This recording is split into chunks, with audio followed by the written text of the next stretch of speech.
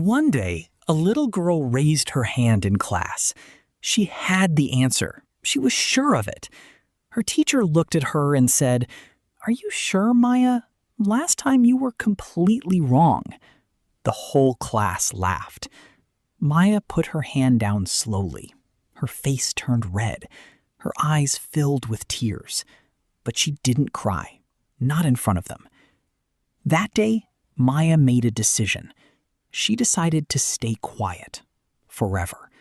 Because in her mind, staying quiet was safer than being called stupid again. Maya was 8 years old when it started. She grew up in a small town. Her family didn't have much money. Her mother worked 2 jobs. Her father left when Maya was 5. At school, Maya was always a little slower than the other kids. Reading was hard for her. Math was confusing. And words, English words especially, never seemed to stay in her memory. Her teachers were not cruel, but they were tired. And when a child is slow, tired teachers sometimes say things they shouldn't. "Maya, please try harder." "Maya, are you even listening?" "Maya, I don't know what to do with you." By the time Maya was 12, she believed something deeply, something dangerous.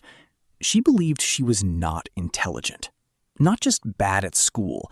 She believed her brain was broken, that learning was for other people, smart people, not for her. She stopped raising her hand. She stopped asking questions. She sat in the back of the classroom and watched the world move without her. Her grades were low. Her confidence was lower. And the worst part? Nobody noticed. Nobody stopped to ask, "Maya, are you okay?" High school was even harder. The other students seemed to grow faster, taller, smarter, more confident. They knew what they wanted. They talked about university, careers, the future. Maya didn't talk about the future. The future felt like a closed door. One afternoon, a group of girls saw Maya reading slowly in the library. One of them laughed and said, "Maya is still learning to read? My little sister reads faster than her." They walked away, still laughing. Maya closed the book. She didn't open another one for 6 months. But here is the thing about people who are told they are stupid. Sometimes, not always, but sometimes, something inside them refuses to believe it. A small voice, very quiet, almost impossible to hear.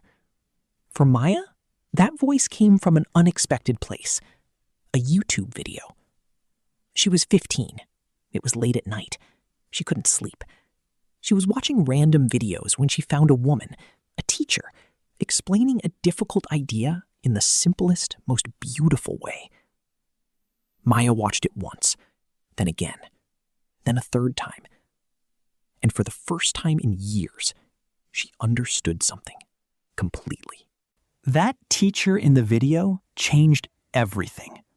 Not because she was famous, not because she had perfect English or a perfect life, but because she said something Maya never forgot. If you think you are slow, maybe the world is just moving too fast. Slow down. Learn at your own speed. Your speed is not wrong. It is yours. Maya sat in the dark with tears running down her face. Not tears of sadness, tears of something else. Something that felt like waking up after a very long sleep. Maya began to change, slowly, quietly, without telling anyone. She started watching educational videos every night, 10 minutes, then 30, then 2 hours. She discovered that she loved learning. She had always loved it. She just hated being judged while she was learning. She began writing in a small notebook, new words, new ideas, questions she was afraid to ask in class. She asked them on paper instead. Her notebook became her classroom. Her bedroom became her school. And for the first time, nobody was laughing. At 16, Maya did something terrifying. She made her first video. It was 3 minutes long. She explained one grammar rule, the difference between a and the, because she had struggled with it for years. Her voice was shaking. Her hands were shaking. She almost didn't upload it. But she did. 23 people watched it. Most of them were probably accidents. But 3 people left comments. One comment said, "This is the clearest explanation I have ever seen. Thank you."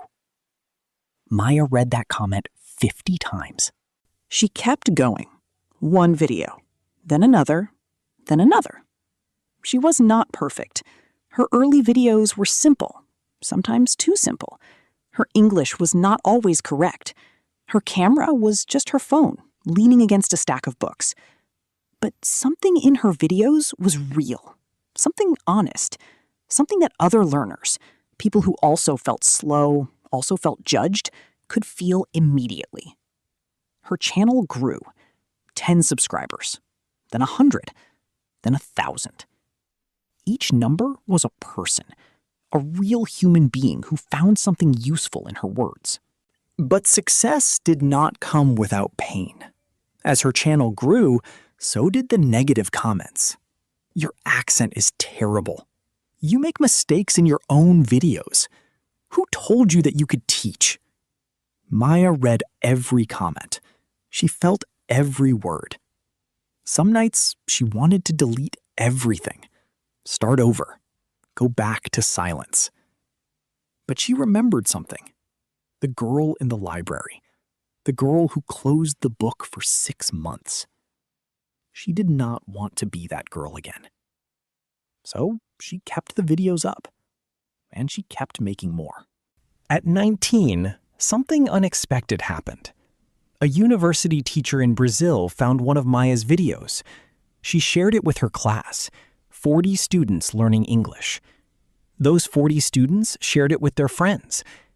Then a teacher in Vietnam found it. Then someone in Morocco.